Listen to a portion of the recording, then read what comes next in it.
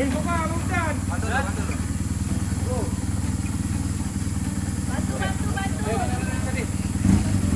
kuat ni.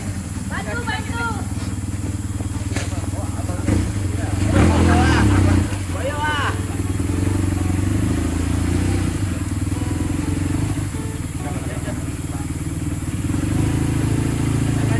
Dia di tepi je lah.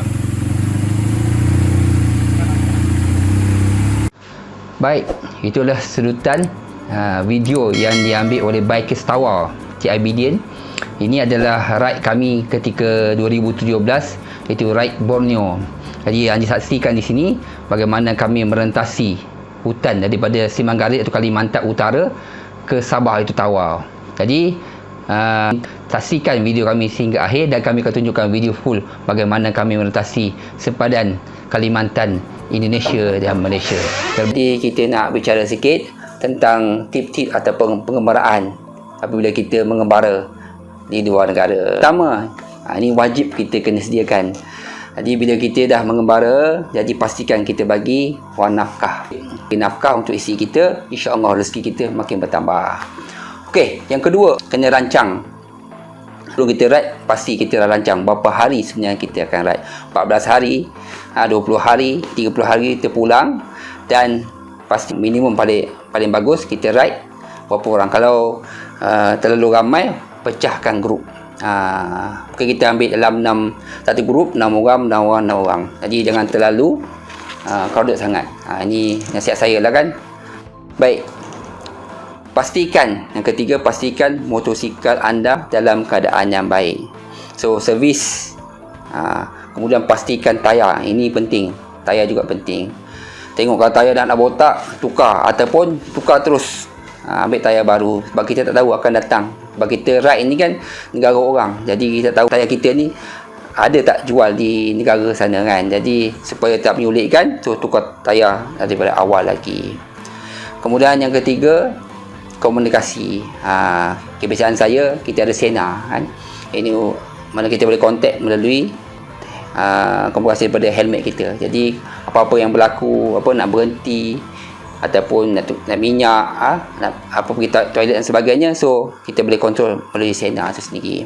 Kemudian bergerak pada awal subuh dan berhenti sebelum maghrib. Maksudnya malam sebolehnya kita tak perlu ride, sebab kita tahu kan, takut apa-apa yang berlaku malam sebab tak nampak. Jadi untuk keselamatan. Baik, kemudian ada juga bertanya kepada saya kan, so kalau kita dah penat kan, dah penat sangat, so apa yang terbaik, apa yang perlu kita buat? Jadi begini, sebab kita, katakanlah kita ada dalam 10 orang, kita tahu kan sebenarnya kawan-kawan kita ni ada penyakit ataupun yang mungkin dari segi fizikal dia lemah kan. Jadi saya cadangkan sebagaimana saya buat, kalau sekiranya memerlukan kita berehat, kita kena berehat. Ambilkan 1 hari untuk berehat sebelum kita teruskan perjalanan kita. Ataupun kita macam ni, kita naik kereta api. Selalunya kami akan naik kereta api daripada stesen Hat Yai, kemudian turun ke Bangkok. Sebab apa? Sebab untuk kita nak perjalanan jauh, mungkin kita nak pergi ke Kemboja, Laos dan sebagainya, China dan sebagainya. Jadi kita perlukan rehat yang cukup. Jadi saya suggestkan mungkin boleh naik kereta api, sebagaimana yang kami buat sebelum ini.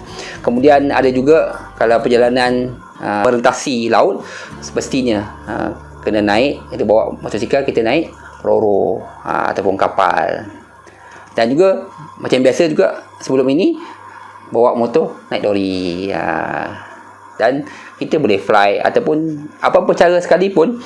Ini saya nak bagi tahulah kan, kita gunakan apa saja pengangkutan yang ada. Sekiranya berlaku dalam grup kita mungkin tak cukup rehat dan sebagainya, itu lebih baik daripada kita teruskan perjalanan jadi aksiden dan sebagainya. Baik, motor apa saya guna untuk mengembara? Jadi sebenarnya saya menggunakan motor BMW GS 1200 LC. Jadi saya dah pakai motor ni habis 4 tahun lebih lah. Ni antara motor paling lama saya pakai. Sebab motor GS ni banyak kelebihan bila kita mengembara. Sebab dia boleh jalan off-road, dan jalan road. Sebab bila kita ke Mengara, kita tak tahu sebenarnya apa yang kita rempuh akan datang di hadapan. Jadi kita perlukan motosikal yang unik lah. Dan saya percaya bahawa ramai juga bikers kita dan biker di luar banyak menggunakan motor GS. Jadi semasa saya ride di luar negara, sebab apa saya meminati ke GS ni, sebab dia menggunakan minyak 95 ke bawah. Jadi kita bila gunakan ada minyak 91, jadi makin rendah kadar minyak tu, GS ni boleh pakai. Dia boleh digunakan.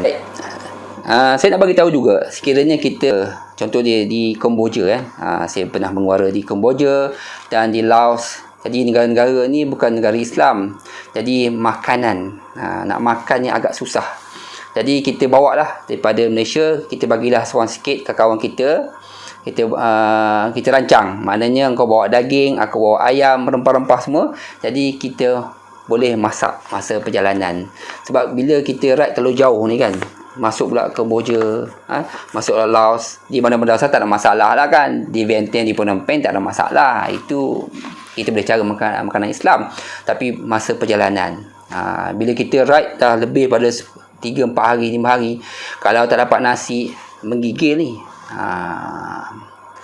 Jangan main. Kita dah biasa makan nasi, tiba-tiba kita makan roti 7E, jangan buat pasal. Jangan buat pasal, bahaya. Sangat-sangat bahaya. Jadi tolong bawa ration. Ini untuk kebaikan kita dan juga kebaikan yang lain. Pengalaman ramai juga tanya saya, pengalaman di antara tempat yang tak dapat dilupakan saya lah, yang paling saya rasa lah ingat sampai sekarang, itu ride Borneo yang dikelolakan oleh BMW Motorrad Malaysia. So kita ride satu Borneo, iaitu daripada Kalimantan, kita masuk Kalimantan Tengah sampai utara lah, daripada Pontianak kita masuk ke bandar Pontianak, kita pergi Banjarmasin, kita pergi Balikpapan, kan, Samarinda, sampai ke atas, melintasi hutan ke Tawau. Itu satu pengalaman yang tak dapat saya lupakan. Jadi sampai di Simanggaris, saya tunjukkan sini video ni macam mana kita nak menepasi sepadan hutan tu. Jalan off-road. Jadi saya nak bagi tahu gambar-gambar, maknanya itulah rintangan ataupun cabaran yang saya rasa paling hebat lah. Sebab kita minta bantuan daripada grup Malina, daripada Tawa, Bikers Tawa kan. Mereka yang sambut kami dalam hutan tu.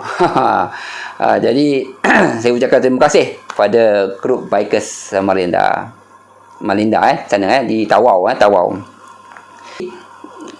Ride tu kemudian kita sambung daripada kita naik masuk Sabah kemudian kita keluar Sarawak kan, kemudian masuk Brunei kecil, Brunei besar, lepas tu Sarawak balik. Jadi bagi saya lah, ride Borneo tu adalah antara ride yang terbaik lah bagi saya, dan pengalaman saya yang takkan dilupakan. Maknanya barulah saya dapat capai, maknanya saya dapat ride satu Malaysia. Sebab kita sebelum ni kita ride kan Semenanjung kan, bila Sabah Sarawak, sebab kita melibatkan ialah kos kan, sebab kita kena bawa motor kita daripada Poklang, kita kena hantar naik Roro dan sebagainya, hantar ke Kuching. Jadi pengalaman kita masuk Kalimantan, Sabah Sarawak, Brunei, dan tercapailah hasrat saya sebelum ini untuk ride satu Borneo.